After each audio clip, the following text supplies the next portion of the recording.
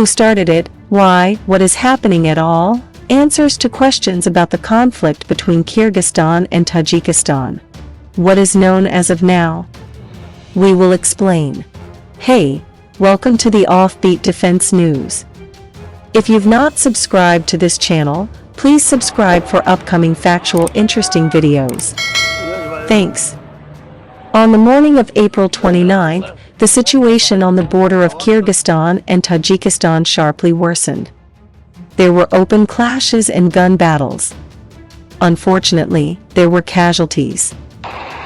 Then there were parleys and the situation calmed down a bit. However, as for the morning of April 30th, shelling at the border continues to be recorded. In particular, the Kyrgyz site 24.kg reported shelling of the Arka village, as well as shootings in many other border areas. Why did the conflict start? Let's start from afar. Tajikistan and Kyrgyzstan are in constant conflict in border areas. They carry out delimitation and demarcation of the border. And so far only 580 kilometers have been described out of about 980 kilometers. So, a few days ago, the conflict between the two countries escalated in the area of the main water distribution point in the head of the Afar River, which both countries consider their own. On April 28, the Tajik Border Service began installing CCTV cameras on power line poles in the disputed area. Kyrgyz demanded to stop work. The situation was complicated by the appearance of locals on both sides of the border, who began local clashes, including the use of stones.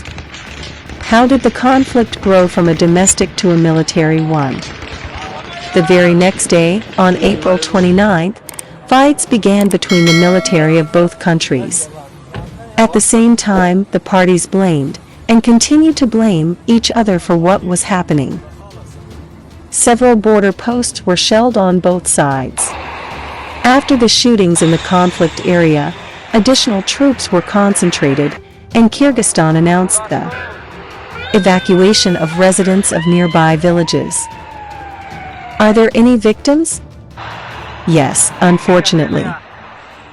As for the morning of April 30th, according to the Ministry of Health of Kyrgyzstan, 13 people died and 134 were injured. How is the conflict resolved? They are trying to solve it diplomatically. On the evening of April 29th, it became known that the parties had agreed to a ceasefire at the border at 5 p.m. Kiev time, and to withdraw troops to their former locations. However, as is already known, it has not yet been possible to completely cease fire.